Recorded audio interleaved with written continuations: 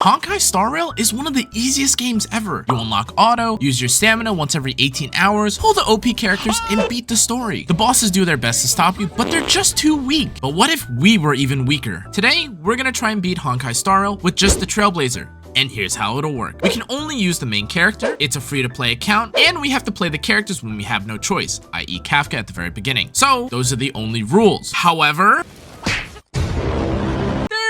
one problem with this, but that's something that we'll address later. With all that in mind, let's see if we can beat Honkai Star Rail with just the main character. The first thing we do when we load into the game is appreciate my and only my wife Kafka. We slash, smash, and skip our way through the intro to the game and get saved by a sarcastic waifu. After being birthed by mommy, we finally get to the first encounter where we can make a difference.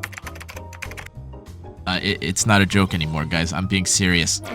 Now, for the first two actual fights we encounter, there is actually no way to get this stinky-ass March character off of our roster. And after being scammed out of potential EXP by Don Hung, voila, the challenge starts for real. When looking at these guys, you definitely think that these first encounters would be a cakewalk. But holy shit, these guys deal so much damage early. And you can definitely tell that Hoyoverse designed these tutorial battles with March in mind. However, after bonking the hell out of each enemy, we finally meet up with this unknown DLC character who we don't have to worry about. They ask you how you are, you just have to say that you're fine when you're not really fine. Fast forward, we get ready for the big game and spank each bad guy until the raid boss. Okay, I know what you're thinking. This is just a run-of-the-mill beginner challenge. Kick his ass and move on like the rest. No, the Void Trampler starts the encounter by kicking away our will to live, followed by targeting and charging up a heavy attack. Now, if you're playing normally, this is the part where March 7th cleanses, shields, and this encounter becomes easy peasy lemon squeezy. However, she's in the trash can, and therefore we actually have to eat the hit. Okay, let's break this down. In order to even have a shot to kill the Void Trampler, a few conditions need to be met. The first of which is that we have the light cone that they give for free, equipped to the Trailblazer. And the second being that we have to have ultimate ready as soon as the encounter begins. The third and final is that we can't take any damage from the other side enemies in order to maximize the amount of hits we can take from this ugly centaur. And finally, for the most ridiculous, absurd win condition of all, we have to crit twice with a 5% chance. Now let me be clear, critting twice period is already difficult enough, but what we actually need is the two ultimates that we cast in this encounter to both be the crits. And the chances of that happening are... what the fuck? So once we began our journey to the pits of hell, we started optimizing our runs and figuring out what was going wrong. The short answer, we were doing nothing wrong and this Void Trampler sucks ass. In reality, this boss and sets of mobs were clearly designed to be handled one at a time or soaked by March's cleanse and barrier. If you haven't seen it already, a good friend of mine has tried a similar challenge to this where he fortunately got to experience the way Hoyoverse intended this fight to be cleared. However, the same was not the case for us. And after running around, seeing if there were any chests, gacha to pull, or if the mobs could respawn after letting the game sit for 24 hours, we were stumped. There was only one way to beat this boss, and in true gacha fashion, we had to win the lottery. So we got to work spamming runs, praying to God, praying to things that weren't God, and just as we were about to lose hope, we got our first crit on a skill. Oh boy. Now obviously this is pretty stupid to do. Honestly, what kind of developer expects the player to sit and fish for 2 crits just so they can beat the game with one character? But after several hours, hot pockets, and trips to the bathroom, this happened. Wait. Okay, that's 1.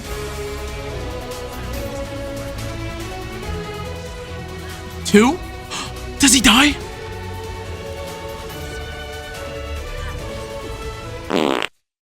No way, dude!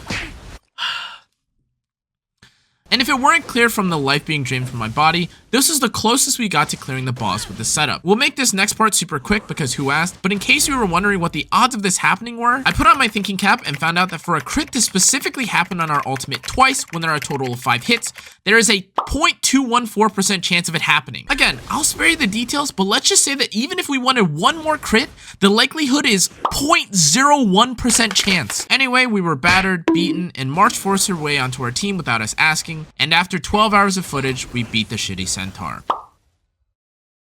After reuniting with our second love and doing this pull for absolutely no reason at all, we had another problem. That's right, Hoyoverse will never let us have true freedom in the tutorial for some reason, and therefore we have to get rid of our waifu through some other means. But before we do that, it's time for the thing that really matters. Bad, useless, nice, bad, oh, good as fuck, useless.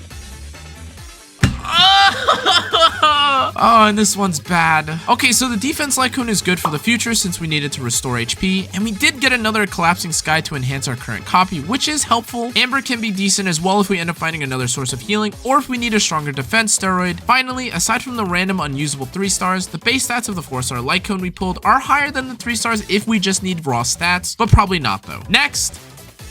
Oh man. Bad. Okay.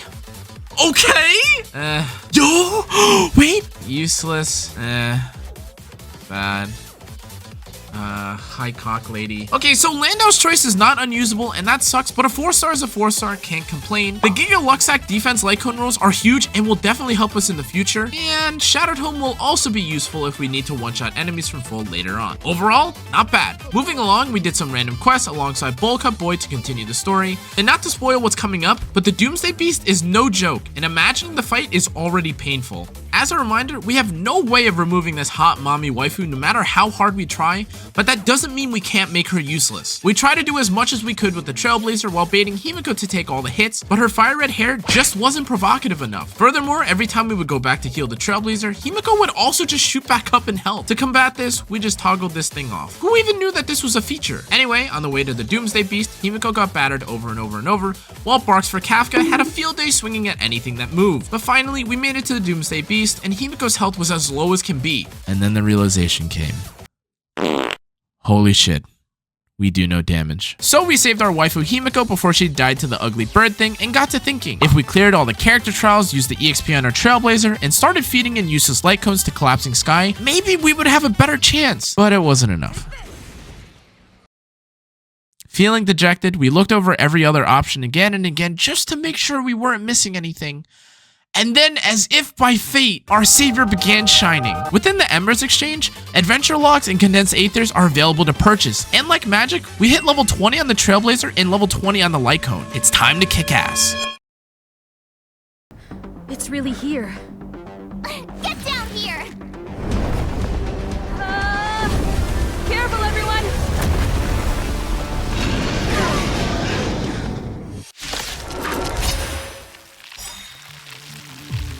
So here's how this goes. We use our ultimate to start off the fight and get all 3 body parts as low as possible. Unfortunately, we really can't make use of Himiko and we have no other damage dealers, so we're gonna have to kill everything all at once. Himiko taking this turn here and doing tiny amounts of damage doesn't affect the run at all, and she dies right after, so it is what it is. What is important here, however, is staying above 50% health and maintaining skill points so we can take the Doomsday Beast into phase 2 quickly. We start off the second phase strong with an ultimate cast and rinse and repeat. Our skill here is being spammed, as you can see, because we're screaming at the top of our lungs, and let's just take a listen to what was going on through our genius brain as we were fighting. Dude, just die, please! After countless Trailblazer deaths, Himiko cosplaying her Honkai Impact days, and an ungodly amount of Google searches, we beat World 1, and that's just the beginning. I hope you guys enjoyed, because I need to sleep after recording this for God knows how many days straight. But as always, guys, make sure to like, turn on the notification bell, and if you like this idea, let me know in the comment section below. I'll see you all next time. Adios!